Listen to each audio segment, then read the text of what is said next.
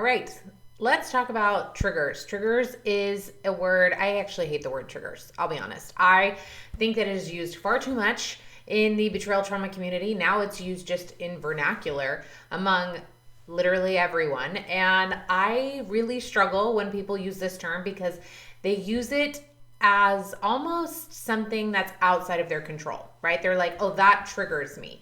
And what they mean by that is, oh, here's this thing and it is causing something inside of me. And I want to put a hard stop to that being your definition of a trigger, okay? A trigger is just a circumstance.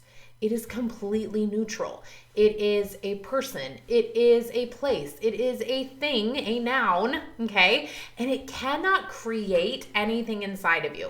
If that were true, then every single person would respond exactly the same way to whatever it is that triggers you. But everybody has different triggers, right? So triggers themselves are neutral. They're not the thing that's creating the emotion inside of you. It feels that way.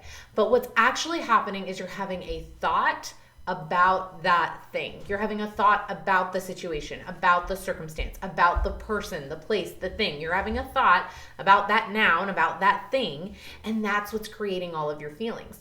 The reason that triggers are so difficult isn't because of the thing itself, it's because of what comes up for you emotionally.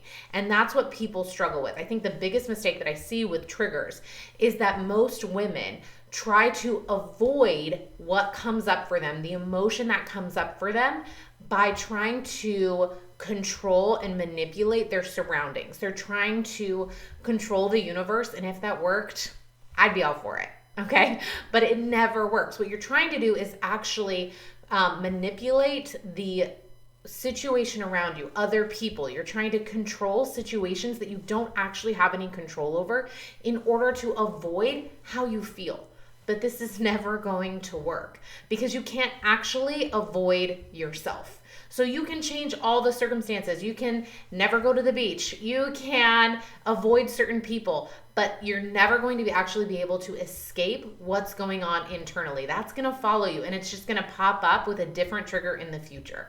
So if you're tired of feeling triggered, then the solution isn't to keep trying to change and create and solve and fix the world around you. It's actually taking a look at what is actually being triggered in the first place. And it's an emotion. And when you go and you actually learn how to process that emotion, then you don't have to spend your life avoiding triggers because there's nothing left to trigger.